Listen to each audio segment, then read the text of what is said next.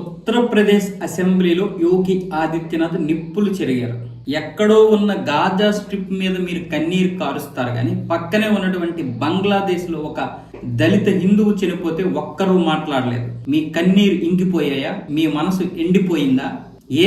మన పక్కనే కదా ఉన్నాడు, మన సాటి హిందువే కదా, కానీ మీరు ఎందుకు అలా కన్నీరు కార్చరంటే మీకు హిందువులంటే పడదు. మీరు కేవలం దళితుల్ని ఒక ఓటు బ్యాంక్ గానే చూస్తారు. అది ఎప్పటికీ ఎక్కడైనా సరే మీ ఓటు బ్యాంక్ అంతవరకే, మీ కన్నీళ్లు కార్చడం అంతవరకే. గాజా కోసం నిజమైనటువంటి కన్నీరు కార్చారు, కానీ మీరు బంగ్లా హిందువు కోసం కనీసం ఒక్క మాట కూడా మాట్లాడలేదు. అక్కడ మైనార్టీలపై జరుగుతున్నటువంటి విధ్వంసం గురించి ఒక్కరూ మాట్లాడరు. మీ బొజ్జగింపు రాజకీయాల వల్ల బంగ్లాదేశ్ పాకిస్తాన్ లో కలవడం ఈరోజు అక్కడ హిందువులు ఊచకోతకు గురవుతున్నారు. ఆ రోజే గనక మీ బొజ్జగింపు రాజకీయాల వల్ల ఈ బంగ్లాదేశ్ అనే బెంగాల్ భారతదేశంలోనే ఉంటే ఈ రోజు పరిస్థితి వేరే ఉండేది.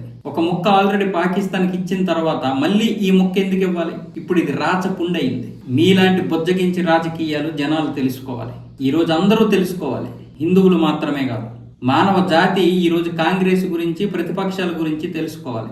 ఈ పార్టీలన్నీ కూడా దళితులైనా సరే, హిందువులైనా సరే, క్రిస్టియన్స్ అయినా సరే, ముస్లింస్ అయినా సరే కేవలం ఓటు బ్యాంక్ రాజకీయాల కోసమే చూస్తున్నాయి.